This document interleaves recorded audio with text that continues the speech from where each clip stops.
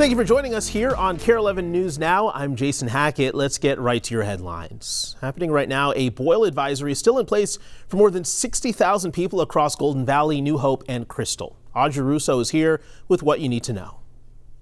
Residents are waiting to find out if the water currently sitting in their pipes is contaminated. The 3 affected cities hope to find out more information at some point later on this morning. I have reached out to see if there's a clear timeline on when this boil water advisory might end. Now, this all started Saturday night into Sunday when a valve malfunctioned inside Golden Valley's water tower, according to officials. That got fixed around noon Sunday. Residents noticed a dip in pressure. We spoke to several who say they didn't see any discoloration, but some people say they wish they'd gotten the notice to boil their water sooner. I think a lot of people are probably like me and wish they had drank some water and done a bunch of stuff, so didn't feel like we got a ton of information about it. So for now, if you live in the affected areas, still boil your water for at least a minute. Use that or bottled water for brushing your teeth, drinking, cooking. Officials say you don't have to boil water for laundry, bathing, or hand washing. And once the boil water advisory is lifted, officials say you should run your taps and faucets for about 5 minutes just to clear out any of the old water that may still be lingering in the pipes. Back to you. Audrey, thank you. Happening this morning, Minnesota State Senator Nicole Mitchell is set to start her criminal burglary trial more than a year after being charged. Mitchell is facing burglary charges in Becker County, accused of breaking into her stepmother's home last April. She says she was trying to check on a family member, but police say she told them she wanted to grab sentimental items that belonged to her late father.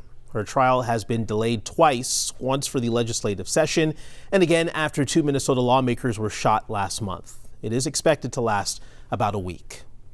President Trump's threat to hit the European Union and Mexico with a 30% tariff is the latest in an escalating trade war, as both sides battle over what the impact of the tariffs will have here at home. Meanwhile, his Homeland Security Secretary is defending her department's latest moves. NBC's Alice Barr has more from Capitol Hill. Hi there. More tariff waves today hitting 2 trading partners that are responsible for about a third of all imports into the U.S. And President Trump is vowing the rates could move even higher if either one retaliates. President Trump stepping up trade tensions again with more top U.S. trading partners over the weekend, announcing new 30% tariffs on Mexico and the European Union, set to take effect August 1st, while signaling he's still open to negotiate. We're dealing with other countries and certain countries that would rather have a deal than a regular tariff, and we're willing, if they're willing to open up. European leaders sharply critical of the tariffs they say would hurt businesses and consumers on both sides, pledging to intensify negotiations while warning they could retaliate. Mexico calling the new levies unfair treatment after President Trump accused the country of not stopping the cartels.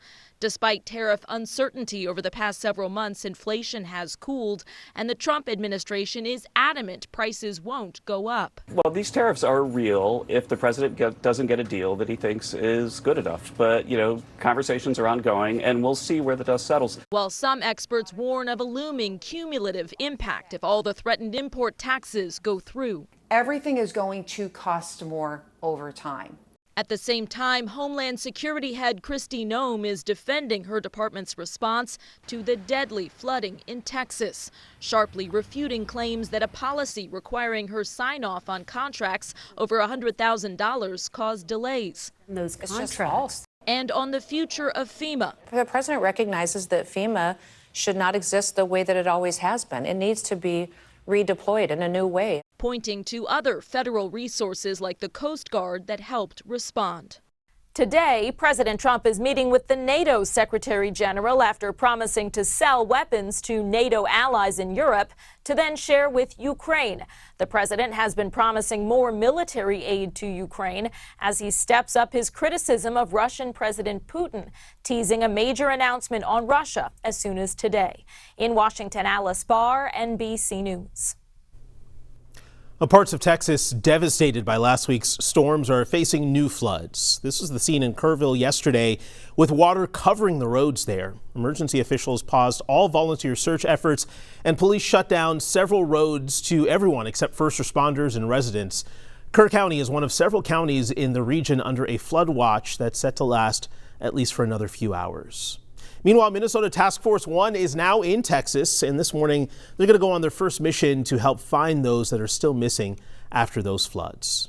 If you'd like to help, you can scan the QR code on your screen right now. Our parent company created the Tegna Texas Flood Relief Fund to help flood victims in and around Kerr County. You can also find information in the featured section on our website, KARE11.com. Well, heads up if you drive through Minneapolis, a massive multi-year project is about to get underway. MnDOT is starting with overnight lane closures on 394, but the project impacts traffic between 94 and Highway 100 well into next year. Michelle Beck has a look at the closer picture. Well, hey, so the big picture is that now until next fall, traffic flow on 394 will look very different. And it all begins right here on Penn Avenue.